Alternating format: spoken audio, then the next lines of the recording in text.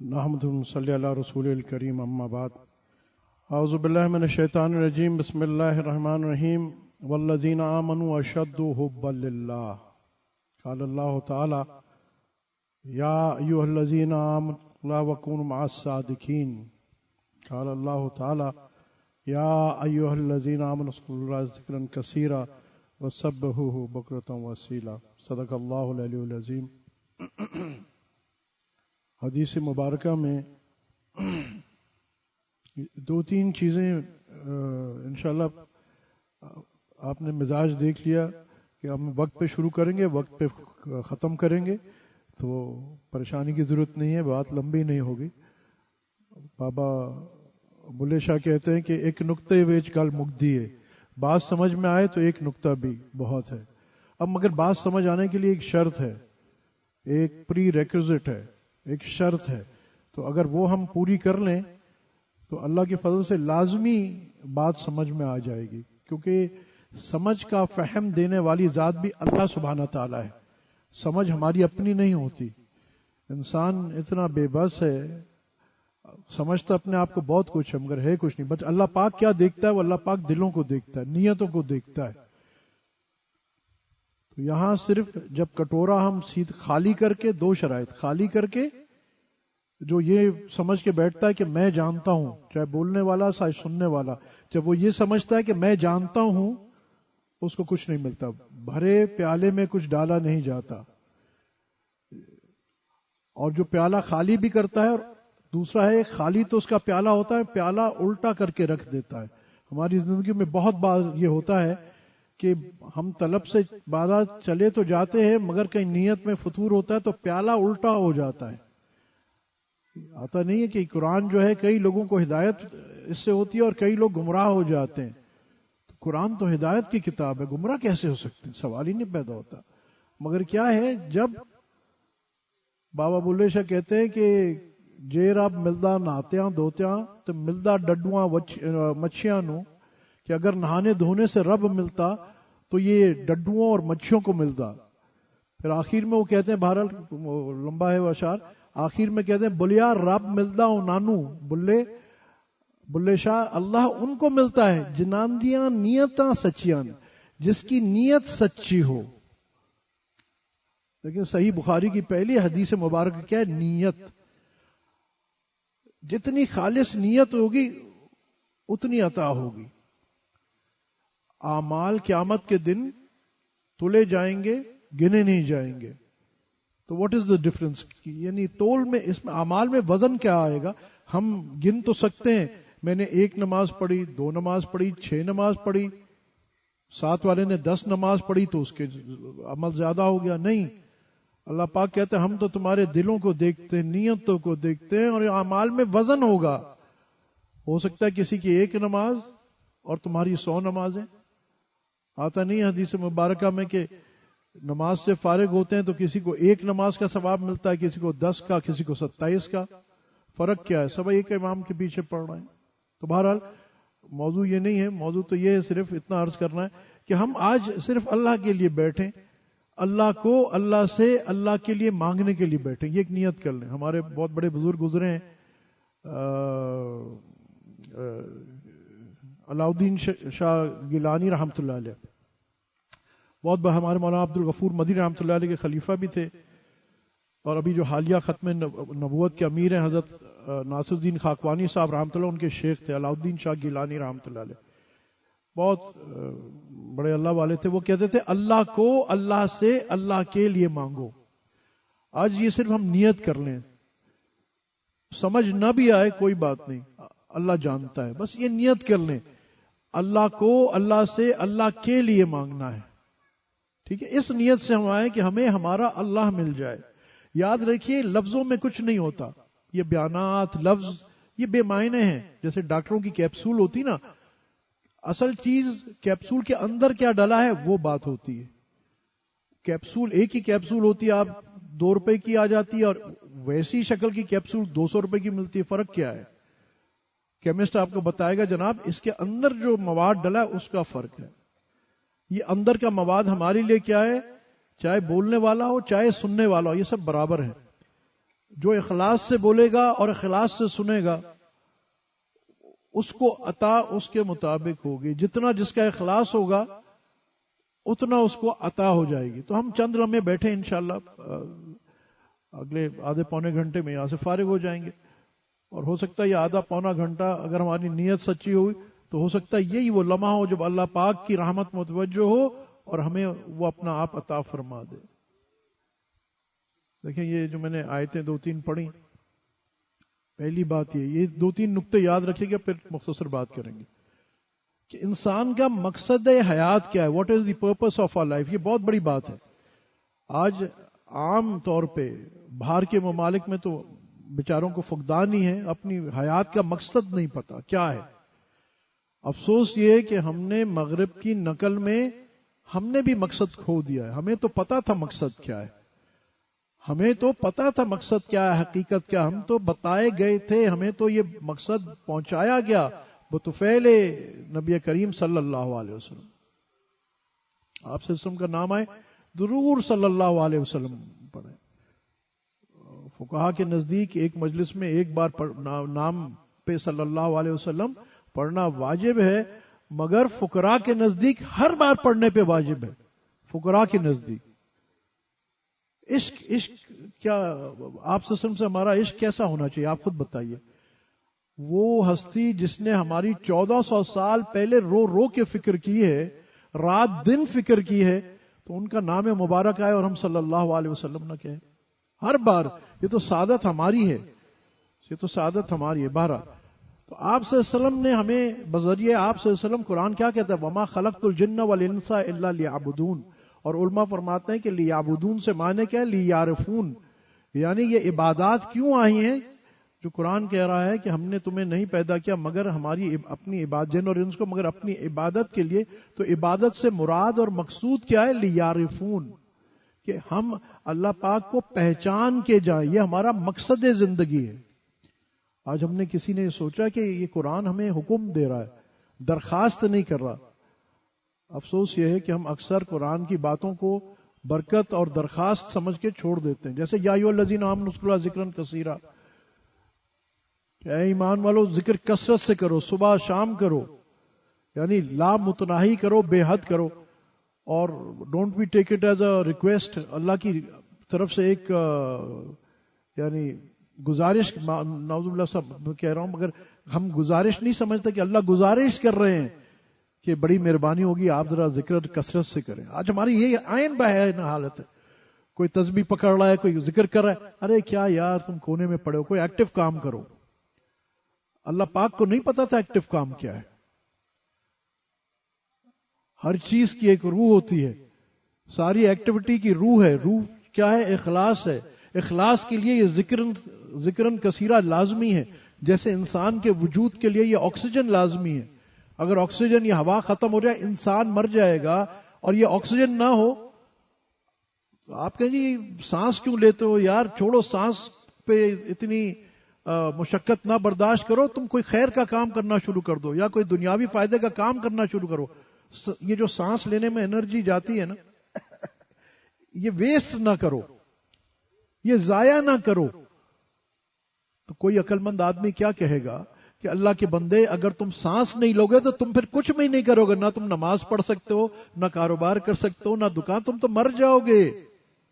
کبھی ہم نے سوچا یہ ذکر ہمارے لیے سانس ہے، ہماری روح کے لیے، ہمارے وجود کے لیے، ہماری ظاہری باطنی حیات کے لیے ذکر اللہ سانس ہے. اس کے یہ معنی نہیں ہے کہ ذکر اللہ کر رہا ہے تو باقی ہر کام سے ہم رک جائیں گے.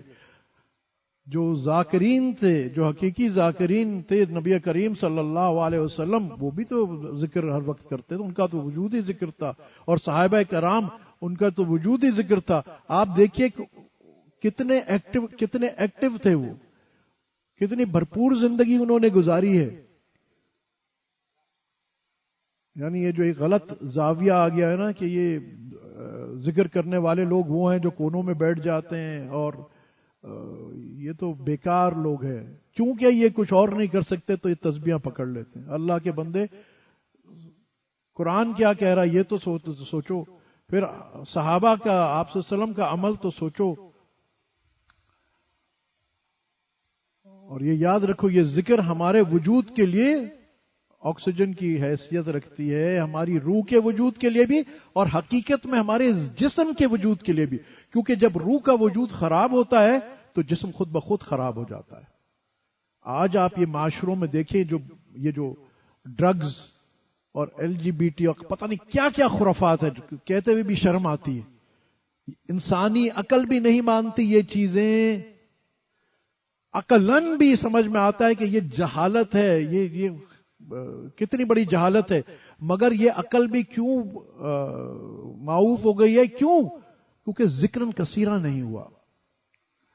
جب ذکر وہ روح نکل گئی نا، رہ گئی رسم ازا روح بلالی نہ رہی، فلسفہ رہ گیا تلقین غزالی نہ رہی۔ آج ہمارے اندر سے حقیقت نکل گئی ہے۔ ظاہری اعمال سرفیس پہ آپ دیکھیں تو بڑا اعمال بہت، آپ کو بڑے سارے میرے جیسے نکلیں گے ٹوپی امامے میں، اور ماشاءاللہ اجتماع ہو رہا ہے تو بڑی بھیڑ لگی ہوئی ہے، اچھی بات ہے الحمدللہ، میں اس کی نفی نہیں کر رہا ہوں، مگر پھر تبدیلی کیوں نہیں آ رہی؟ خیر آج تو ہمارا تبدیلی لانے کا طریقہ بھی عورتوں کو جلسوں میں نچا کے تبدیلی لانا چاہتے ہیں، اور دیندار طبقہ بھی لگتا ہے ماشاءاللہ یہ تبدیلی لائے گا، یہ اسلام لائے گا۔ ان للہ و انا الیہ، اس قوم پہ عذاب نہ ہو تو کیا ہو؟ آج روتے ہو کہ ہمارے یہ مہنگائی کیا ہے اور یہ کیا، یہ سب تمہارے گناہوں کا نتیجہ ہے، میرے گناہوں کا نتیجہ ہے۔ ہم اللہ کا قانون خلاف شریعت، جن کی شکل خلاف شریعت ہے، جن کے عمل خلاف شریعت ہیں، جن کا طریقہ خلاف شریعت ہے، لڑکیاں نچا نچا کے وہ آپ تک ووٹ مانگتے۔ میں سیاسی آدمی نہیں ہوں، مگر میں آپ کو عذاب کی وجہ بتا رہا ہوں، ابھی بھی سدھر جاؤ ورنہ اور بھی آگے خرابیاں آنے والی، اور ہمارے اپنے ہاتھ کا کاٹا ہوا ہے، یہ ہمارے اپنے ہاتھ میں ہے۔ جیسے اعمال اوپر جاتے ہیں ویسے یہ ہمارے اعمال خراب ہیں جو یہ ظالم حاکم ہم پہ مسلط ہے۔ حدیث مبارکہ ہے، میں اپنی رائے سے نہیں عرض کر رہا ہوں۔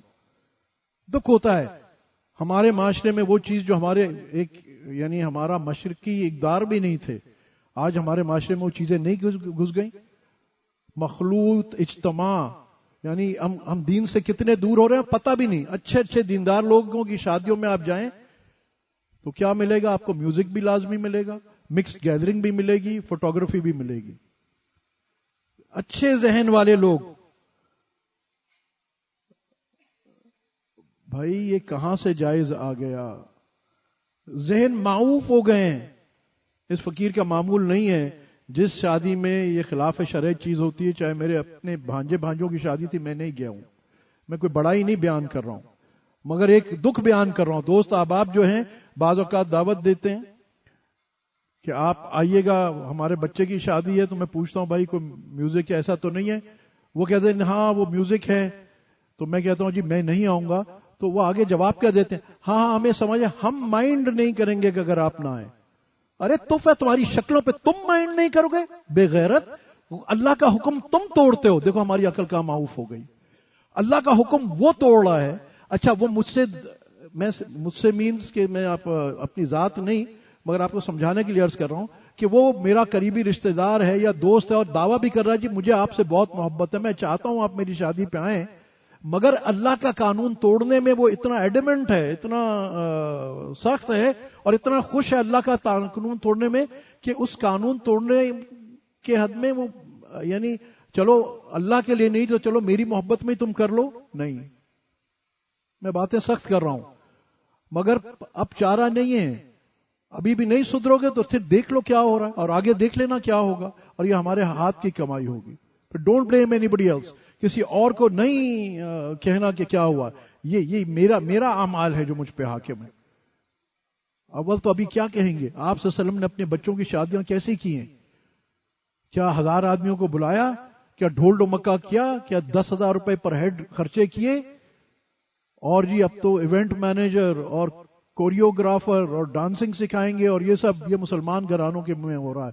آپ بتائیے، اب میں یہاں سے جوڑ رہا ہوں ذکرن کثیرہ، ہماری روح مر رہی ہے، اس کا افیکٹ ہمارے جسم پہ بھی ہو رہا ہے، اور پھر یہ خرافات کرنے کے لیے ایک تو وہ طبقہ ہے جس کے پاس پیسہ ہے اور وہ اپنا حرام خرچ کر رہا ہے پیسہ، آخرت تو وبال اس کی آئی اس دنیا میں بھی جو ہوگا وہ ہوگا، مگر ایک طبقہ ہے جو یہ سب خرافات کرنے کے لیے قرضے لے لیتا ہے۔ معاشرہ ہمارا کہاں جا رہا ہے. اور میں بہت درخواست کرتا ہوں جن کو اللہ نے استعداد دی ہے وہ اپنے بچوں کی شادی گھر سے بچیوں کی رخصتی کریں اور اپنی بہوؤں کو گھر سے ان کے رخصت کر کے لائیں کہ سنت کے قریب ترین تو ہو. ولیمہ کرنا ہے آپ بالکل کریں, شرعی ہے, ولیمہ بالکل ہے, مگر ایک اعتدال میں, اسراف کے ساتھ نہیں. آپ کے لیے بھی اچھا ہوگا, اللہ نے آپ کو تو استعداد دی ہے, مگر باقی معاشرے کے لیے بھی. معاشرہ نہیں بکٹے گا, ہر آدمی امیر ہو غریب ہو. پہلے زمانے میں کیا ہوتا تھا کہ جو پیسے والا تھا وہ بھی سفید سلوار قمیض پہنے ہوئے, عام آدمی بھی سفید سلوار قمیض پہنے ہوئے. تو ٹھیک ہے, جو بڑا میاں صاحب ہوتا تھا وہ ذرا ہر 2-3 دن بعد کلف لگا لیتا تھا. But that was all the difference. معاشرے میں ہیو اور ہیو ناٹس کا کوئی, جس کے پاس انڈسٹری بھی تھی وہ بھی ایسا سمپل ڈریسنگ میں تھا, اس کا مینیجر بھی اور اس کا مزدور بھی سب. تو ڈفرنس اتنا, ایک دوسرے کے خلاف دلوں میں بغض عداوت نہیں تھی جیسے آج ہے. میں بڑے آپ کو سخت باتیں کر رہا ہوں. اس دن مجھے ایک صاحب بتا رہے تھے کہ لوگ اب کھڑے ہوتے ہیں اور بڑی بڑی گاڑیوں کو پتھریں مارتے ہیں کہ ہمارے پاس کھانے کو نہیں ہے اور تم اتنی بڑی گاڑیوں میں جا رہے ہو. دیکھیں میں اس کی صحیح غلط میں نہیں بحث کر رہا ہوں, مگر جب ہماری روح مر گئی تو اس کا ہمارے جسم پہ کیا ایفیکٹ آ رہا ہے آپ یہ دیکھیے کہ جب روح مرتی ہے تو صرف روح اپنے آپ, آخرت کی تو خرابی ہے, یہ دنیا ہماری برباد کر دیتی ہے, ہماری دنیا بے سکونی کر دیتی ہے. یہ جو بچے آئس اور ڈرگ اور یہ ایسی چیزوں میں پڑ رہے ہیں, آپ بتائیے ان کے ماں باپ خوش ہو رہے ہیں؟ وہ بیچارے کتنے اذیت میں ہوں گے. وہ اپنی زندگی بھی خراب کر رہے ہیں, والدین کی بھی خراب کر رہے ہیں, مگر یہ ہوا کیوں؟ Can we blame the children? بچوں کو کیا ہم بلیم کریں گے؟ نہیں. وہ کہتے ہیں rot starts from the top. خرابی اوپر سے پیدا ہوتی ہے. اچھا, اوپر کا مطلب یہ نہیں ہے کہ ہم سربراہ ملک, وہ تو اپنی جگہ پہ ہوگا, میں اپنے گھر کا سربراہ ہوں. ہر آدمی کے پاس ایک رعیت ہے. ہم کیا کر رہے ہیں؟ ہم کیا نمونے ہیں اپنے ماں باپ, اپنے بچوں کے لیے؟ جب میں سارا دن بیٹھ کے موبائل پہ ڈرامہ دیکھوں گا یا دیکھوں گی تو میرے بچے کیا کریں گے؟ آپ خود فرمائیے. جب میری روح بیمار ہوگی تو جو اسلام کا ایک طرز تھا کہ اپنے بچوں کی تربیت کی جائے, ان کو وقت دیا جائے, ان کو وہ ماں کی گود کی گرمائش دی جائے, باپ کی شفقت کی چھتری دی جائے, یہ اسلام کا مزاج ہے. مگر آج تو میرے پاس اگر فیس بک سے ٹائم بچتا ہے تو یوٹیوب میں چلا جاتا ہے, یوٹیوب سے ٹائم بچتا ہے تو واٹس ایپ پہ چلا جاتا ہے, واٹس ایپ پہ بچ جاتا ہے تو اسنیپ چیٹ میں, اسنیپ چیٹ سے تو انسٹاگرام پہ. میرے پاس کس کے لیے ٹائم ہے؟ یہ معاشرہ جو ٹوٹ رہا ہے نا, اس فقیر کے پاس تو لوگ آتے ہیں اور ایک بہت بڑی شکایت میاں بیوی کی یہ رہتی ہے کہ جی وہ میاں آتا ہے گھر دفتر میں, یا تو وہ اپنے لیپ ٹاپ پہ بیٹھ جائے گا یا اپنے موبائل لے کے بیٹھ جائے گا, یا وائس ورثا. وہ کہتے ہیں بیگم صاحبہ جو ہے وہ بچوں کو بھی پکڑا دو اسکرین میں اور بس موبائل پہ لگ جاؤ. یہ معاشرہ کیا بنے گا؟ آپ خود سوچیے نا. اب میں اس آیت پہ جا رہا ہوں. آپ یہ دیکھیں اللہ پاک نے جو ہمیں دین عطا فرمایا نا, صرف برکت کے لیے نہیں دیا. یہ دین نہیں ہے, پورا طرز حیات ہے. اور اگر صرف برکت والی چیزیں ہوتی, قرآن آتا, آپ صلی اللہ علیہ وسلم نہیں آتے. آپ صلی اللہ علیہ وسلم نے جو پوری ایک پریکٹیکل زندگی کر کے دکھائی, اور اس پہ اللہ پاک نے, یعنی میں دعویٰ تو نہیں کہوں, اللہ پاک تو بتا رہا ہے اسوہ حسنہ محبوب, یہ آپ کی زندگی اسوہ حسنہ ہے, بہترین زندگی ہے. دیٹ مینس کہ اگر ہم اس زندگی کے قریب آئیں گے تو ہماری زندگی بھی بہترین زندگی ہوگی, اور اس زندگی سے دور جائیں گے تو کانٹوں بھری زندگی ہوگی. اور آج حقیقت یہی ہو رہا ہے, حقیقت یہی ہو رہا ہے کہ ظاہراً اسباب بڑھتے جا رہے ہیں, فروانیاں بڑھتی جا رہی ہیں, مکان بڑے سے بڑا ہو رہا ہے, مگر گھر چھوٹے سے چھوٹا ہو رہا ہے. عبید اللہ عارف کا یا افتخار عارف کا شعر ہے, اے خدا مجھے اتنا معتبر کر دے, اے خدا مجھے اتنا معتبر کر دے, جس مقام میں میں رہتا ہوں اسے گھر کر دے. پہلے گھر ہوا کرتے تھے, اسلام گھر بناتا ہے, اس کو یہ اینٹ گارے کی پرواہ نہیں ہوتی. یہ اینٹ گارا مکان ہوتا ہے, گھر نہیں ہوتا. دیکھیں نا, کوئی آدمی کسی آپ پرل کانٹیننٹل ہے، شیرٹن ہے یا اواری ٹاور ہے، ہوٹل ہے نا سارے، کوئی اس کو اپنا گھر نہیں بولتا. جو وہاں رہ بھی رہا ہے، بہترین ایئر کنڈیشن کمرے ہیں، سب کچھ ہے، مگر وہ اواری ٹاور کو اپنا کوئی گھر بولتا ہے؟ نہیں، وہ گھر نہیں ہے، وہ عمارتیں ہیں.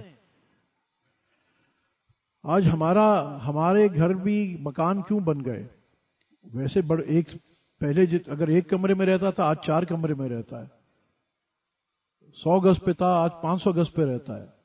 مگر پہلے گھر میں رہتا تھا، مکان میں رہتا ہے. کیوں؟ کیونکہ یہ جو ذکرن کثیرہ، اللہ کی محبت، اللہ کی معرفت والی آکسیجن تھی، یہ ختم ہوتی جا رہی ہے. اس کا نتیجہ جیسے میں نے عرض کیا کہ ہم یہ سمجھتے ہیں کہ یہ ذکرن کثیرہ کا مطلب ہے جی، عام طور پہ ہم وہ ایکویٹ کرتے ہیں جی ایک سبحان اللہ پہ درخت لگے گا جنت پہ، اور اتنا بڑا اور اتنا بڑا. بے شک آل دیٹ از دیر، بالکل ہے، مگر اس کی حقیقت کیا؟ ہم اللہ سے سوداگری نہیں ہے، عبادت خدا کی ہے. بے خبر جزا کی تمنا بھی چھوڑ دے. لیکن میں نے پہلی جو آیت پڑھی جو کرکس ہے، والذین آمنوا اشد حبا للہ، اللہ سے ٹوٹ کے محبت کرنے کا حکم آ رہا ہے. صرف محبت نہیں، ہاؤ مینی آف ہم میں سے کتنے ہیں جنہوں نے یہ سوچا ہے زندگی میں کہ میرا مقصد حیات اللہ سے ٹوٹ کے محبت کرنا ہے. صرف محبت کرنا نہیں ہے، شدید محبت کرنا ہے. ہماری کہیں کتاب میں ہے. آپ بتائیے ایم اینڈ آبجیکٹو کہاں ہے بیٹے؟ تو فلانے مونٹرسری میں جائے، پھر فلانے اسکول میں جائے، فلانی یونیورسٹی میں جائے، فلانی ڈگری لے، کوئی منع نہیں، بہت اچھی بات ہے، وائی ناٹ؟ اچھا ہے، سارے فنون حاصل کریں، حلال طیب رزق کمائیں، خوب کمائیں. مگر اس سے آگے کیا ہم اپنے بچوں کو بھی آبجیکٹو دیتے ہیں، یا ہمارا اپنا ٹارگٹ کیا ہے کہ جی میں اتنا اثاثے کر لوں، اچھا پھر 60 سال تک بھی اتنے اثاثے ہو جائے، میری باقی زندگی آرام سے گزرے. تو اس کے مطلب کیا ہے؟ ہم کیا کہہ رہے ہیں کہ اس کا مطلب میری 60 سال کے بعد چلو باقی زندگی 20 30 40 سال ہے. عام طور پہ یہی نا، 100 سال سے تو اوپر کوئی جاتا نہیں. یعنی ہمارا نظریہ یہ ہو گیا کہ اب ہماری ٹوٹل جو لائف سپین ہے یا جو ہماری زندگی ہے وہ صرف یہ دنیاوی زندگی ہے. یہاں ایک اور عیب ہے نا، جب ہم اپنی زندگی کو یہاں تک سمجھتے ہیں تو یہیں تک ہم تیاریاں کرتے ہیں اور یہیں کی فکر کر رہے ہوتے ہیں. اور اللہ پاک کہہ رہا ہے مجھے تو میں نے ایک تو تمہیں بھیجا میری معرفت کے لیے ایک بات، اور آپ خود بتائیے کہ ہماری زندگی تو اس دن شروع ہوئی تھی کہ جس دن ہماری روح کی تخلیق عالم ارواح میں ہوئی. سٹیجز بدلے، اس کے بعد ہم اپنی والدہ کے رحم میں آئے، اس کے بعد اس دنیا میں آئے، اس کے بعد تو پھر برزخ ہے، پھر اس کے بعد حشر ہے، اور اس کے بعد جنت ہے. یہ سٹیجز آف لائف تو ہیں، مقامات تو ہیں زندگی کے، مگر زندگی اب ختم نہیں ہے ہماری، یاد رکھیے. ہاں صرف فرق یہ ہے کہ اب اس زندگی میں جو ہم نے کیا، جو معرفتیں حاصل کر لی، آگے ہمیں وہی کام آئے گا. تو ہمیں جہاں اس اگلے 40-50 سال کے لیے ایک محنت کرنی، بالکل محنت کرنی. کون کہہ رہا آپ محنت نہ کریں؟ آپ بہترین گھر بنائیں، گاڑی بنائیں، سب کچھ کریں، پڑھے لکھے سب کچھ کریں، مگر یہ یاد رکھیے کہ اس سے بعد جو لامتناہی زندگی، اس کے لیے بھی تو کچھ کریں نا. اور ایک بات یہ ہے کہ پرائیورٹی کیا ہے ہماری. آج پرائیورٹی ہم نے الٹی کر دی نا. اچھا، اس کا ایفیکٹ ہمارے جسموں پہ بھی پڑ رہا. میں بار بار یہ کر رہا ہوں، لوگ یہ سمجھتے ہیں کہ دین کا مطلب، یہ ذکر کا مطلب، ارے یار یہ صوفیاء اور یہ مولوی، یہ تو بس they talking about the hereafter, بعد کی بات کر رہے ہیں. تو جب روز حشر آئے گا، روز دیکھا جائے گا. یار ہمارے تو ابھی کے پرابلمز ہیں عزیز. میں آپ کو بتا رہا ہوں، آپ کے ابھی کے پرابلمز ڈائریکٹلی پروپورشنل ہیں آپ کے ابھی کی تعلق میں اللہ کے ساتھ. وَمَن يَتَّقِ اللَّهَ يَجْعَل لَّهُ مَخْرَجًا وَيَرْزُقْهُ مِنْ حَيْثُ لَا يَحْتَسِبُ وَمَن يَتَوَكَّلْ عَلَى اللَّهِ فَحَسْبُهُ. اللہ پاک کیا فرماتا ہے؟ اب یہ دیکھیں ریالٹیز آف لائف آپ کو بتا رہا ہوں. جس نے یہ سسٹم کا سافٹ ویئر لکھا ہے اس کائنات کے سسٹم کا، وہ بتا رہا ہے آپ کو کہ میرے بندوں اگر تم تقوی اختیار کرو گے تو میں تمہارے آیت میں ڈائریکٹ اس کا مفہوم معنی یہ ہے کہ میں تمہارا وہاں سے رزق دوں گا جہاں سے تمہیں اس کا گمان بھی نہیں ہے. ٹھیک ہے، مگر ایکچولی علماء فرماتے ہیں کہ اس کے معنی کیا ہیں کہ اللہ پاک فرما رہے ہیں کہ میں تمہارے تمام مسائل وہاں سے حل کروں گا جہاں سے تمہیں اس کا گمان بھی نہیں ہے. Do you get the point? آج ہم کتنا چاہتے ہیں کہ میری روزی کا مسئلہ حل ہو جائے، میرے صحت کا مسئلہ حل ہو جائے، فلاں فلاں سب کے مسائل ہیں. دنیا ہے، جنت تھوڑی ہے. تو آسان طریقہ کیا ہے؟ آسان طریقہ کیا ہے؟ یہی تعلق مع اللہ. اللہ پاک اس پہ وعدہ کر رہے ہیں نا, یہ اللہ پاک بتا رہے ہیں کہ تم تقوی اختیار کرو گے. اچھا آج ہمارا معاملہ کیا ہے؟ ہمارا معاملہ کیا ہے کہ تقوی کو چھوڑ دیجیے, ہم فتویٰ اختیار کرنے کو تیار نہیں ہیں. اللہ کے قانون ہم سمجھتے ہیں کہ جب تک اللہ کے قانون کو توڑیں گے نہیں, ارے وہ 1400 سال پہلے والی زندگی اختیار کرو گے تو تم دنیا میں پروگریس کیسے کرو گے؟ اِنَّ لِلَّهِ وَإِنَّا إِلَيْهِ رَاجِعُونَ. پہلی بات, جس زندگی کو اللہ پاک کہہ رہے ہیں کہ اسوہ حسنہ بہترین زندگی, پھر جس زندگی پہ اللہ پاک کمٹمنٹ دے رہے ہیں کہ اگر تم نے یہ زندگی کر لی تو میں تمہیں, یعنی میں نے پروگرام کائنات کا ایسا لکھا ہے کہ یو ول بی سکسیسفل. اب یہ عجیب بات نہیں ہے اگر مائکروسافٹ میں پروگرامنگ ایک طریقے سے کی ہے اور ہم وہ کہتا ہے کہ جی آپ ڈی دبائیں گے تو آپ ایگزٹ کر جائیں گے. میں کہتا ہوں, میری عقل کہتی ہے ایکس دباؤ تو ایگزٹ کریں گے. آپ قیامت تک بھی اس پروگرام میں ایکس دباتے رہے, آپ ایگزٹ نہیں کریں گے. چھوٹی سی مثال دے رہا ہوں جسٹ فار انڈرسٹینڈنگ. کیوں نہیں ایگزٹ کریں گے؟ کیونکہ پروگرامر نے ایسے لکھا ہے تم زکوٰۃ بند کر دو گے بارش رک جائے گی. What is the logic? آپ بتائیے, کوئی فلسفے, کوئی مجھے سائنٹیفک لاجک بتائیے کہ زکوٰۃ اور بارش کیسے کنیکٹڈ ہے. جس معاشرے میں زنا عام ہوگا وہاں جوان اموات ہوں گی. What is the logic? میں آپ کو لاجک بتا رہا ہوں. آج ماشاءاللہ آپ سب سمجھدار ہیں اس واسطے کیونکہ اس طرح سسٹم سافٹ ویئر جس نے لکھا اللہ سبحانہ تعالیٰ نے, اس نے یہ سافٹ ویئر ایسے لکھا ہے. اب ہوگا وہی جو وہ سافٹ ویئر جیسا اس نے لکھا. ہم کچھ بھی چاہ لیں, ہم کتنی چھلانگیں مار لیں, اور وہ دیکھ لینا آج ہمارے ساتھ کیا ہو رہا ہے. اگر آپ دیکھیں ریسورسز پوائنٹ آف ویو سے, اگر ہم اپنے آپ کو دیکھتے ہیں, آج جتنے ریسورسز تھے آج سے 70-75 سال پہلے ہمارے پاس نہیں تھے. کہ آپ کو پتا ہے بہت سارے لوگ تاریخ کا مطالعہ نہیں کرتے, اور آئی وڈ اسٹرانگلی ریکمینڈ شہاب نامہ, قدرت اللہ شہاب رحمۃ اللہ علیہ ایک بہت بڑے ولی اللہ گزرے ہیں, لیس نون فیکٹ. وہ تو ایک گورنمنٹ ICS آفیسر تو تھے مگر بہت بڑے ولی اللہ بھی تھے. بہرحال یہ شہاب نامہ پڑھیں, آپ کو بہت ساری حقیقتیں پتہ چلیں گی. وہ وقت تھا پاکستان کا جب آزاد ہوا تو انگریز نے بھی اس واسطے آزادی دے دی تھی یہ سمجھ کے کہ یہ اکنامکلی وائبل ملک نہیں ہے, 4 مہینے میں بیٹھ جائے گا. اس زمانے میں آپ اگر تاریخ پڑھیں یا جو لوگ جانتے ہیں, یوسف صاحب جیسے بزرگ جانتے ہوں گے کہ گورنمنٹ آفیسر کے پاس اتنا کاغذ نہیں ہوتا تھا کہ وہ لکھیں. اس جو عرضی یا کچھ آتی تھی اس کے پیچھے ہی اس کا جواب لکھا کرتے تھے. اور اس وقت یہ ملک سروائیو کر گیا. کیوں؟ یہاں بولے یار رب ملدا انہاں نوں جنہاں دیاں نیتاں سچیاں نے, اخلاص تھا عوام میں, نیت تھی. اللہ نے اگینسٹ آل آڈز, جو ہارورڈ اور ییل اور آکسفورڈ کے پڑھے والوں کی عقل تھی اس کے بالکل برعکس یہ ملک سروائیو کر گیا. اور آج کتنے ریسورسز ہیں, ایٹم بم بھی آ گیا, اور اللہ کی مہربانی سے کیا چیز نہیں ہے ریسورسز جی, کاپر بھی نکل رہا ہے اور فلانا بھی نکل رہا ہے اور فلانا بھی نکل رہا ہے. اور آج ہم بات کرتے ہیں کہ جی ہم کیا اکنامک کولیپس میں جا رہے ہیں کیا جائیں. مسئلہ کیا ہوا ہے؟ خدا کے بندو سول سرچنگ کی ضرورت ہے. اپنے اندر جھانکو, ہوا کیا ہے, مان لو ہوا کیا ہے. نہیں مانو گے اللہ کی شان میں نہ کوئی فرق آئے گا نہ اس کو کوئی فرق پڑے. ہوا کیا ہے؟ جب تک والذین آمنوا اشد حب اللہ والے لوگ موجود تھے کائنات بدل گئی. آپ دیکھیں نا صحابہ کرام کی جماعت جو تھی, اکنامکلی آپ دیکھیں ریسورسز وائز ان کے پاس کیا تھا.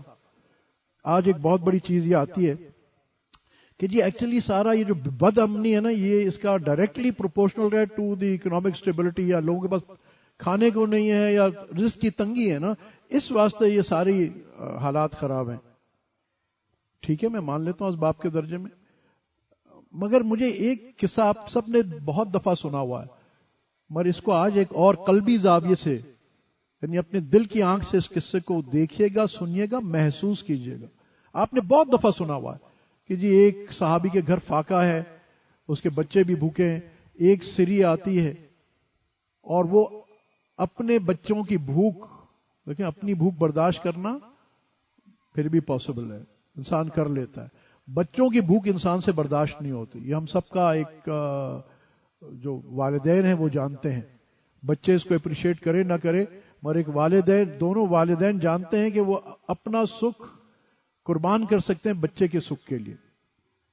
تو یہ ایک صحابی کے آیا ہے، کیا وہ والد نہیں ہے؟ ان کو اپنے بچوں سے محبت نہیں ہے؟ کیا ان کو اپنی بیوی سے محبت نہیں ہے؟ کیا ان کو اپنے پیٹ کی تکلیف نہیں ہے؟ اچھا، گھر میں کچھ کھانے کو نہیں ہے تو اس کا مطلب نہیں وہ بل گیٹس تو نہیں ہے نا، مائکروسافٹ تو نہیں چلا رہا کہ بہت پیسے ہیں چلو ایک وقت اب آگے بھجوا دیں گے. نہیں، وہ سری دوسرے گھر میں بھیج دیتے ہیں کہ میرا بھائی بھوکا ہے. ساتھ والے گھر میں بھی یہی کنڈیشن ہے. تو یہاں اور وہ سری 7 گھروں سے گھوم کے واپس ان صحابی کے گھر پہ آتی ہے. الحمدللہ ہم کہتے ہیں جی واقعی بڑی اشخاص تھے اور وہ سب. مگر اب ان کے دل میں ذرا جھانکیے، ایک مومنٹریلی میں آپ کو کہتا ہوں 1 منٹ کے لیے ذرا اپنے دل کو خالی کیجیے اور سوچئے کہ وہ کیا، یعنی ان کی فیلنگ اس وقت ہوگی کہ جب انہوں نے اپنی ذات پہ اپنے بھائی کی ذات کو کیسی ترجیح دی اور وہ اس کو خوشی دے رہی تھی. No this is something we can not comprehend. یہ ہم نہیں سمجھ سکتے. خود بھوکا رہ کے دوسروں کو کھلا کے خوش ہوا. ہم تو کہتے ہیں کہ میرے پاس 1 مہینے کا کھانا ہے، ساتھ والے کا 1 وقت کا بھی میں چھین لوں. آج ہماری تو طبیعت یہی ہے نا، لیفٹ رائٹ سینٹر، مرنا تو ہم نے ہے نہیں ہماری. اور یہ لوگ کیسے تھے؟ اور یہ ایک آدمی کی کیفیت نہیں ہے، ایک گھرانے کی کیفیت نہیں ہے. وہ جہاں جہاں وہ سیری جاتی ہے تمام گھرانوں کی یہی کیفیت ہے، وہ اپنے بھائی کو ترجیح دے رہے ہیں. تو یہ کیسا معاشرہ تھا؟ اکنامکلی تو کچھ نہیں تھا ان کے پاس. یہ ان کی تربیت تھی، ان کی روح کی آکسیجن پوری تھی. وہ ذکر کثیرہ، روح کی کنیکٹیوٹی اللہ سبحانہ تعالیٰ سے پوری تھی.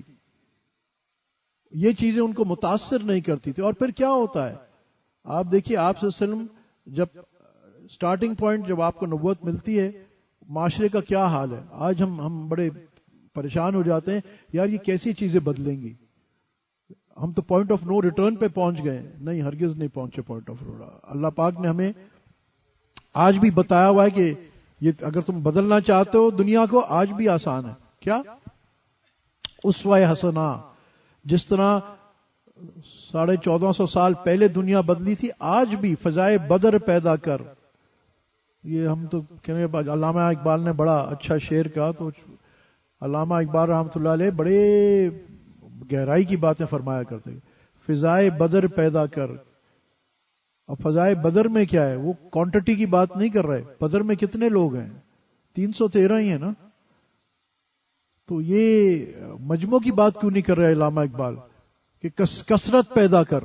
نہیں، فضائے بدر پیدا کر کہ فرشتے تیری نصرت کو اتر سکتے ہیں اب بھی. آپ بتائیے 1400 سال پہلے والا اللہ کوئی اور تھا؟ کیا وہ اس اللہ کے پاورز کچھ اور تھے؟ اور آج جو اللہ ہے، آج اللہ کے پاورز نعوذ باللہ کچھ کم ہو گئے؟ نہیں، وہی خدا ہے اور وہ اسی طرح سے راضی ہو گیا. وہ اپنے رضا کا طریقہ بتا دیا اور اس نے یہ بھی بتا دیا کہ میرے بندوں واللہ غالب علی امرہ ولکن اکثر الناس لا یعلمون. سورہ یوسف میں اللہ پاک فرماتے ہیں کہ اللہ اپنے ہر امر پر غالب ہے مگر اکثر لوگ نہیں سمجھتے. اب اس کی بھی باریک یہ سمجھیے آپ، تفسیر تو علماء بتائیں گے، میں کیا بتاؤں گا، کہ جو امر جو ہو، یہ پنکھے کا پر ہلنا، اس کی آواز آنا، ایک ایک امر پہ اللہ غالب ہے. میں سمجھانے کے لیے بعض اوقات دوستوں کو عرض کر دیتا ہوں تاکہ ان کے لیے تھوڑا سا سمجھنے میں آسانی ہو جائے. ہم اللہ پاک اتنے کام، یعنی اتنا مائنیوٹ ڈیٹیل. آج دیکھیں نا، آج جہاں ہمارا کمپیوٹر سے ہم پورے کے پورے انڈسٹریز کنٹرول کرتے ہیں اور ایک ہی لمحے میں بہت ساری انڈسٹریز ایسی ہوتی ہیں کہ جن کی ٹوٹل مشینیں جو ہیں وہ سینٹرل کمپیوٹر سے کنیکٹڈ ہوتی ہے. ہر لمحے ہر مشین ایک الگ سگنل بھیج رہی ہوتی ہے اور اس لمحے کمپیوٹر اس کو اس کے مطابق جواب دے رہا ہوتا ہے.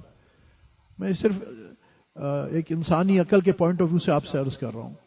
تو جب انسان کی ایک تخلیق یہ کر سکتی ہے تو آن اے بگر سے اللہ سبحانہ تعالیٰ کی کیا طاقت ہے. اللہ پاک یہ بتا رہے ہیں کہ میں تو اپنے ہر امر پر غالب ہوں. تم یہ سمجھتے ہو کہ یہ اتفاق ہو گیا، کوئنسیڈنس تھا؟ کائنات میں کوئی چیز اتفاق نہیں ہوتی. جب پتہ اس کے اذن کے بغیر ہلتا نہیں ہے، چھری کاٹتی نہیں ہے اسماعیل علیہ السلام کو، اس کا اذن آ گیا نا. وہ سسٹم ایڈمنسٹریٹر جو ہوتا ہے وہ سسٹم جب چاہے اوور رائڈ کر سکتا ہے دنیاوی طور پہ بھی. تھوڑا میں یہ کمپیوٹر کی باتیں کر رہا ہوں تاکہ لوگ اس سے ریلیٹ کر لیں, سمجھ لیں, آج کے صرف سمجھانے کے لیے.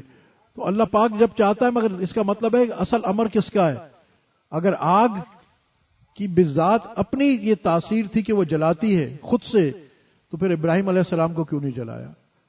اگر پانی کی ڈبونے کی تاثیر تھی تو پھر رستہ موسیٰ علیہ السلام کے لیے کیوں بنایا اور فرعون کے لیے کیوں نہیں بنایا؟ سوچنا چاہیے.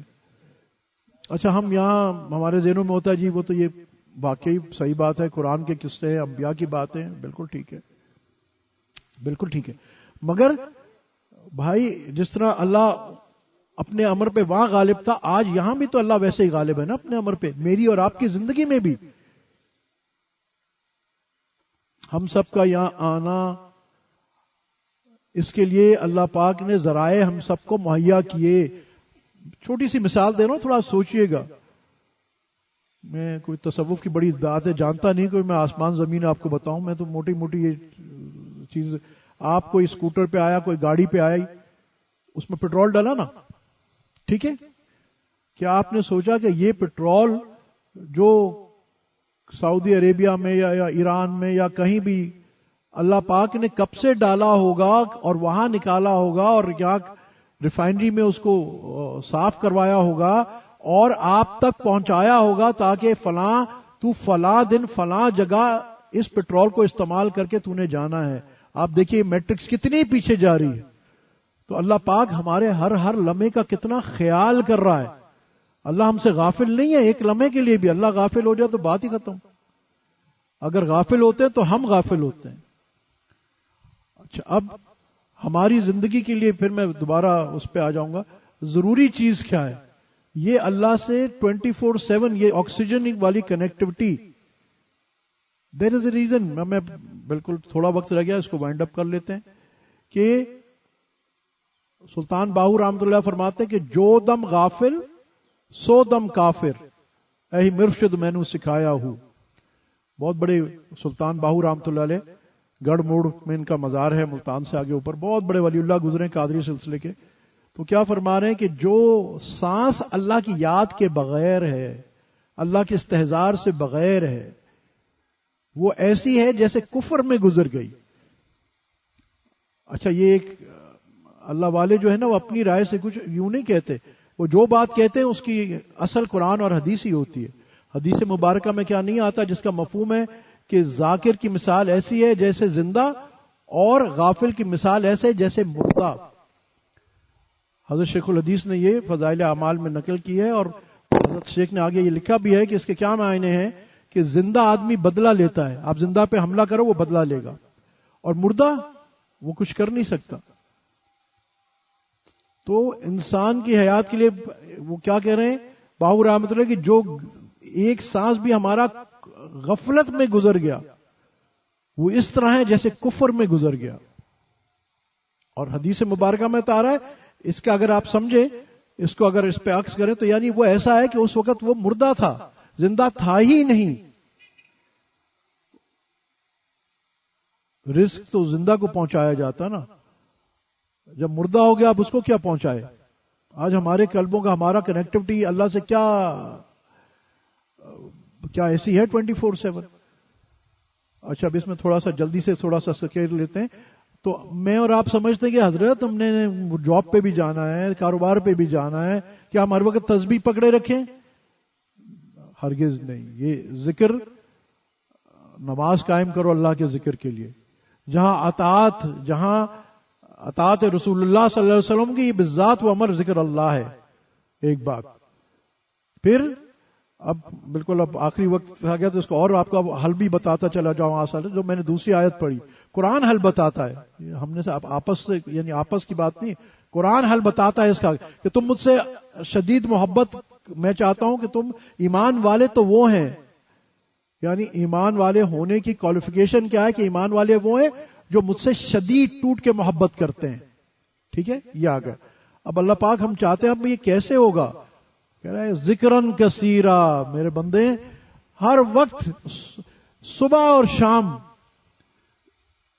حج ایک, نمازیں 5، روزے 30، ذکرن کثیرا، صبح بھی کرو شام بھی کرو، ٹائم لیمٹ نہیں ہے، ٹائم لیس۔ اللہ یہ کیسے ہو جائے گا؟ اللہ یہ کیسے ہو جائے گا؟ ظاہری طور پہ اگر آپ دیکھیں، اب میں تھوڑا سا سمجھانے کے لیے کہ ہم سانس تو 24 گھنٹے لیتے ہیں نا، سوتے بھی ہیں، جاگتے بھی ہیں، کھاتے بھی ہیں، کاروبار پہ بھی جاتے ہیں، نماز بھی پڑھتے ہیں، سب کچھ کرتے ہیں، سانس لے رہے ہوتے ہیں۔ تو جب ظاہری جسم اس انداز میں سانس لیتا ہے، ہاں بعض اوقات ہمیں اس کا کانشس ادراک نہیں ہوتا، کانشسنس اس کی نہیں ہوتی، مگر ہم سانس لے رہے ہوتے ہیں نا۔ تو اسی طرح جب روح، ہمارے ہاں نقشبندیہ سلسلے میں وہ اس کو کہتے ہیں وقوف قلبی، بہت آسان کہ چلتے پھرتے اٹھتے بیٹھتے ہر وقت صرف اتنا استحضار کیا جائے کہ میرا دل اللہ کی طرف متوجہ ہے۔ انسان سوچتا ہے یہ کیسے ہوتا ہے؟ دیکھیں میں دوسری مثال دیتا ہوں کہ ایک آدمی، آپ گاڑی چلاتے ہیں ماشاءاللہ سالوں سے، تو گاڑی چلاتے ہیں آپ، جب آپ کا موبائل فون آتا ہے تو آپ اس پہ اپنے پورے گھر میں بات کر رہے ہوتے ہیں، اپنے کاروبار کر رہے ہوتے ہیں، آپ گاڑی روکتے ہیں؟ نہیں، گاڑی چل رہی ہوتی ہے۔ گاڑی تب روکتے ہیں جب کوئی پولیس والا روک کے کہتا ہے کہ بھائی جان 500 روپے کا فائن ہوگا، یہ غلط تھا۔ ادروائز اچھا، دیٹ مینس کہ سب کانشیسلی آپ ایک توجہ وہ گاڑی پہ مستقل ہے آپ کی، گو آپ کچھ کھا بھی رہے ہوں گے، گو کچھ آپ فون پہ بھی بات کر رہے ہوں گے۔ تو اسی طرح یعنی آپ کا جو انر ہے وہ کنیکٹڈ ہے۔ اور مثال دے دوں، مثال کے طور پہ آپ کی میرے جیب میں موبائل فون پڑا ہے، یہ انٹرنیٹ سے ابھی بھی کنیکٹڈ ہے جب ہم استعمال نہیں کر رہے۔ ممکن ہے اس میں ابھی بھی کوئی واٹس ایپ آ گیا یعنی ڈیٹا ٹرانسفر اس میں ابھی بھی ہو رہا ہے، چاہے ہم اس کی طرف ہم نے بیل آف بھی کری ہوئی ہے، جیب میں رکھا ہوا ہے، data download upload download ہوتا رہتا ہے، یہ آپ کی گوگل لوکیشن اپلوڈ کر رہا ہے۔ ٹھیک ہے، تو جب آپ استعمال کرتے تو آپ کو محسوس ہونا شروع ہو جاتا ہے، ایکٹیو کنیکشن ہے۔ مگر پیسو کنیکشن، اسی طرح بندے کا بھی ایک ایکٹیو پیسو کنیکشن ہوتا ہے۔ جو پیسو کنیکشن ہوتا ہے، خاموش کنیکشن ہوتا ہے، وہ کب پتہ چلتا ہے؟ آپ اپنا کام کر رہے ہیں، گاڑی چلا رہے ہیں، ٹھیک ہے، کوئی سامنے اچانک کوئی غیر محرم آ گیا، اب اس کی دو رسپانسز ہوں گے، جس کا ربط اللہ سبحانہ تعالیٰ سے مستقل ہے تو وہ فوراً اس کو ریڈ فلیگ ریز کر دے گا، اس کی تار بز کرنا، جیسے بجلی کی تار گھروں کے باہر لگی ہوتی نا، آپ دیکھیں تو وہ تار دیکھنے میں تو کچھ نہیں نظر آتی، مگر جب اس سے کوئی آپ چیز ٹکراتی ہے تو فوراً سپارکنگ شروع ہو جاتی۔ تو اس میں کیا ہوتا ہے کہ جب آپ کے سامنے کوئی اللہ کا قانون ٹوٹتا ہے، اسی وقت آپ کی بریکیں کام کرتی ہیں اور آپ اپنی فوراً اس کے لیے کانشیس ہو کے اپنی آنکھیں وہاں سے ہٹا لیتے ہیں۔ یہ ایکٹیو، اور جس کا ایکٹیو کنیکشن نہیں ہوتا وہ پھر اس کا غلط استعمال کر دیتا ہے، بعض اوقات چاہتا بھی ہے، یہ بھی میں بتاؤں، یہ نہیں، ہمیں پتا ہے گانا سننا بری بات تھی، غیر محرم کو دیکھنا غلط ہے، ہمیں پتا ہے، ہم رکنا چاہتے بھی ہیں، رک نہیں پاتے۔ تو یہ بریکیں کیسے صحیح ہوں گی؟ ذکرن کثیرا، ایک بات۔ اب دوسری، آن دا فائنل نوٹ، یا ایھا الذین آمنوا وکونوا مع الصادقین، صحبت صالح تورا صالح کنت، شیخ سعدی غالباً فرماتے ہیں صحبت صالح تورا صالح کنت، صحبت طالح کرا طالح کنت، تجھے نیکوں کی صحبت نیک بناتی ہے اور بروں کی صحبت برا بناتی ہے۔ مولانا روم غالباً فرماتے ہیں یک زمانہ صحبت با اولیاء بہتر از 100 سالہ طاعت بے ریا۔ ٹھیک ہے، اب ہمارے پاس 2-3 منٹ ہیں، اس میں بات کریں گے۔ اب ایک مثال جس میں اکثر میں سمجھتا ہوں ہم سب واقف ہیں، حضرت ڈاکٹر غلام مصطفیٰ صاحب رحمۃ اللہ علیہ، ایک شخص ہے جس کی صحبت نے، جس کی ظاہری باطنی صحبت، اب یہ بات کہیں اور نکل نہ جائے، مگر جس کی باطنی صحبت اور باطنی انوارات آج بھی لوگوں کی زندگیاں بدل رہے ہیں۔ بہرحال جس کی ظاہری صحبت نے لاکھوں افراد کی نہیں، خاندانوں کی زندگی بدل دی، زندگی کا دھارا بدل دیا، ان کو مصیبت کے گھڑوں سے نکال کے کامیابی کے رستے پہ چلا لیا ایک آدمی۔ اور جن ایک نہیں، آپ کو یہاں سینکڑوں لوگ، ہزاروں لوگ، لاکھوں گواہی دیں گے کہ ہم تو حضرت سے بس مصافحہ کرنے گئے تھے، ہم تو ملنے گئے تھے، ہم نے تو بس ایسے بیعت کر لی تھی، ہم تو اتنے معاملات بھی نہیں کرتے تھے۔ دل کی دنیا بدل جاتی ہے۔ ان کے پاس جانے سے کیا ہوتا ہے؟ کونوا مع الصادقین. آپ قرآن کیوں نہیں کہتا کہ عابدین کے ساتھ ہو جاؤ, زاہدین کے ساتھ ہو جاؤ؟ وہ بھی اچھا. صادقین, یہ سچا ہونا, دل کا سچا ہونا, یہ قلبی صفت ہے. یہ جو سچے ہوتے ہیں نا, پھر ان کی صحبت, اچھا یہ بھی نہیں آتا جیسے شیخ سعدی نے اگر کہا صحبت صالح تولا صالح کو, کلام کی بھی بات نہیں ہے, کلام بھی ضروری نہیں. دیکھو ایک شخص آیا اور اس نے لاکھوں کروڑوں کی زندگی بدل دی, اور آج بھی بدل رہا ہے اپنے خلفاء کے ذریعے. اور روحانی تصور جو حضرت کا ہوگا وہ تو انسان کی روح تو نہیں مرتی نا. تو آج بھی ہمارے پاس 1 منٹ رہ گیا, اس میں ختم کریں گے. آج بھی ہمارے پاس اب یہاں الحمدللہ ایک میں سمجھتا ہوں حضرت ڈاکٹر صاحب کی برکت اور توجہات میں تو کہوں گا, کیونکہ ہماری جو ہمارے ذیشان بھائی کی نانی صاحبہ تھیں زورا آپا رحمۃ اللہ علیہ, کیسی عجیب یہ تاثیر ہے کہ حضرت ڈاکٹر صاحب کی صحبت انہوں نے اٹھائی, ولی اللہ بن گئی, ولیہ بن گئی. اور آج ان کے خاندان میں یہ ذکر, آپ یہ اس جگہ جہاں ذکر ہوتا تھا اتنے سال, یعنی وہ آپ کو تو علم میں ہوگا کہ وہ ہستی تھی زورا آپا جن کے بارے میں حضرت ڈاکٹر صاحب رحمۃ اللہ فرماتے تھے اگر یہ خاتون نہ ہوتی تو میں اس سلسلے کی اجازت دے دیتا.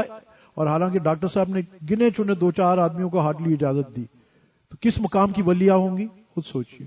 اور جس گھر میں وہ ذکر کرواتی تھی وہ جگہ کہتے ہیں نا 7 جہاں اللہ کا ذکر ہوتا ہے, وہ 7 زمینوں پہ فخر کرتا ہے. اور آج ایک کچھ سالوں کے گیپ کے بعد الحمدللہ یہ ہفتے وار ذکر یہاں دوبارہ شروع ہوگا. ہمارے شیخ ذیشان عبد القادر, اللہ ان کی عمر میں برکت نصیب فرمائے, اللہ پاک ان کی یہ زورا آپا کی آل میں یہ کیسا نور اور حضرت ڈاکٹر صاحب کا فیض میں تو کہوں گا کیسا یہ دوبارہ جاری ہو رہا ہے. یہ چشمہ دوبارہ اس جگہ کا, ایک جگہ کا اپنا فیض بھی ہوتا ہے, جہاں ایک اللہ والا بیٹھ جائے نا اس کا اپنا فیض بھی ہوتا ہے. وہ کہتے ہیں, علماء فرماتے ہیں کہ نبی کریم صلی اللہ علیہ وسلم کا جسم اطہر جس مٹی سے لگا ہوا نا, جسم اطہر اس وقت وہ اللہ کے پاس کعبے سے زیادہ قیمتی ہے, عرش سے زیادہ قیمتی ہے, کرسی سے زیادہ قیمتی ہے. کیوں؟ آپ صلی اللہ علیہ وسلم. تو یہ جگہیں جہاں اللہ والوں نے پتہ نہیں کون کون اللہ والے اللہ والیہ اس جگہ پہ آتی ہوں گی, کون کیسے کیسی ہستیاں اور کیسے کیسے میں تو کہتا ہوں فرشتے اور نیک جن اور پتہ نہیں کون کون آتا ہوگا. اللہ کی مخلوق ہے اس میں. آج اللہ نے دوبارہ یہ چشمہ جاری کر دیا یہاں, تو الحمدللہ. تو میں اور آپ ہم سب کوشش کریں, اپنی روح کو زندہ کرنا آسان طریقہ ہے. دیکھیں گناہ چھوڑنا اتنا آسان نہیں ہوتا, مگر اللہ والوں سے تعلق ہو جاتا ہے تو آپ گناہ نہیں چھوڑیں گے, گناہ آپ کو چھوڑ دیں گے. یہ تجربہ ہے, تو آسان ہے. بس درخواست یہ ہے کہ یہ جو ہفتے وار مجلس ہے یہی 11:30 سے 12:30 ہوا کرے گی. سب سے خواتین کے لیے بھی انتظام ہے پردے میں, مرد حضرات کے لیے بھی 1 گھنٹے کے بعد ہے. اللہ کے ذکر کی اس کو کم از کم ضرور اپنے پہ لازم کر لیں. انشاءاللہ اس کے فوائد آپ کو ظاہری باطنی دونوں زندگیوں میں انشاءاللہ ضرور نظر آئیں گے. انشاءاللہ آخر الدعوانا الحمدللہ رب العالمین. ہاں بیت کے کلمات پڑھانے کا کہا ہے. اچھا ایک بات میں واضح کر لوں کہ میں یہ کلمات توبہ کے ہیں تو پڑھے تو ہر کوئی توبہ کی نیت سے. پوائنٹ 1, جو اس فقیر سے بیعت ہونا چاہتا ہے تو وہ اس نیت سے پڑھے کہ اس فقیر سے بیعت ہونا ہے.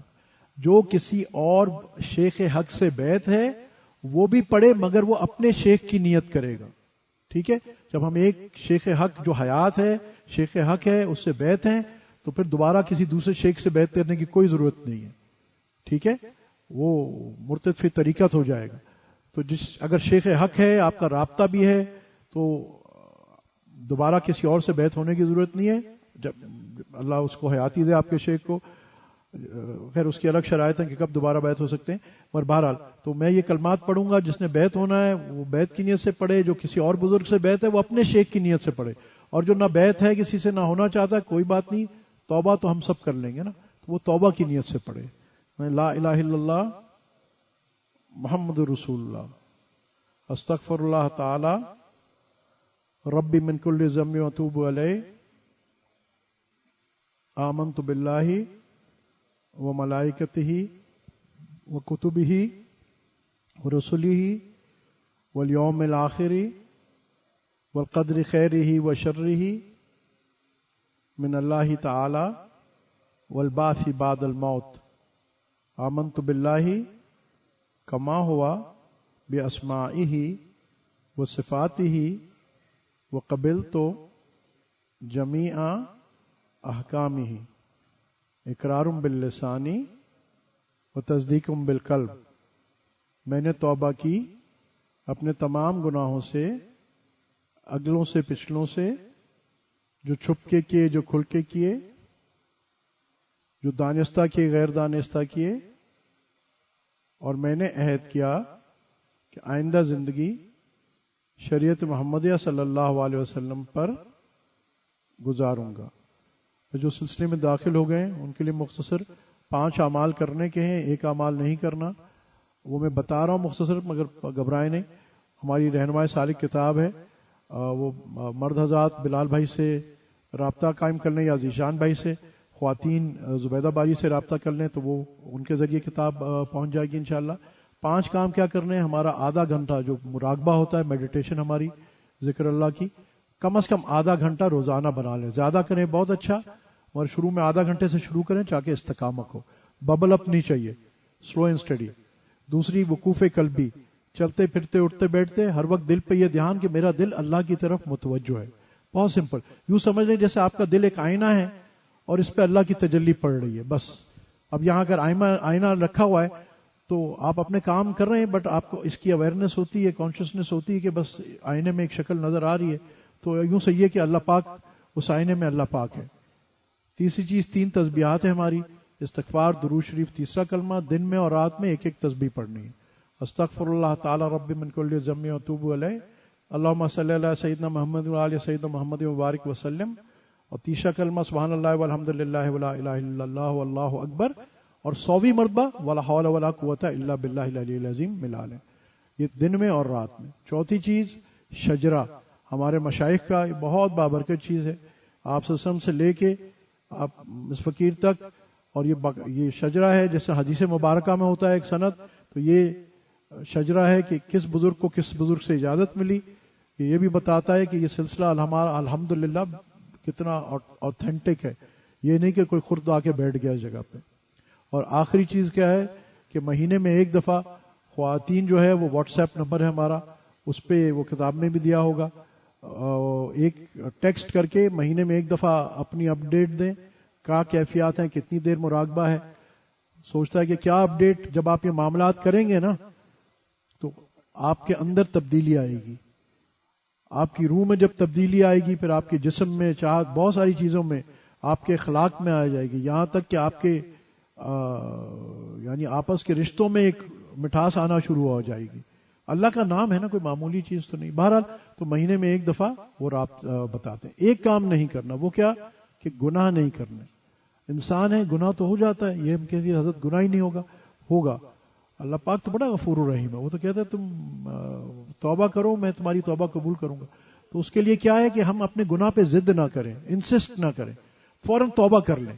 وقت ہو تو تازہ وضو کر کے 2 رکعت نفل توبہ پڑھ لیں. نہیں ہے وقت تو بس فوراً اللہ سے معافی مانگ لیں، اللہ مجھ سے غلطی ہو گئی، جھوٹ بول دیا، فوراً اس کی تصدیق کر لی، معافی مانگ. بس انسسٹ نہیں کر. ہمارا پرابلم یہ ہے کہ ہم جھوٹ بولتے ہیں اور پھر اس کو جسٹیفائی کرتے ہیں. دیکھو وہ جو آدمی قانون توڑ کے اس کو جسٹیفائی کرتا ہے یا کہتا ہے میں نہیں مانتا قانون، وہ باغی ہوتا ہے، اور باغی کی سزا موت ہے.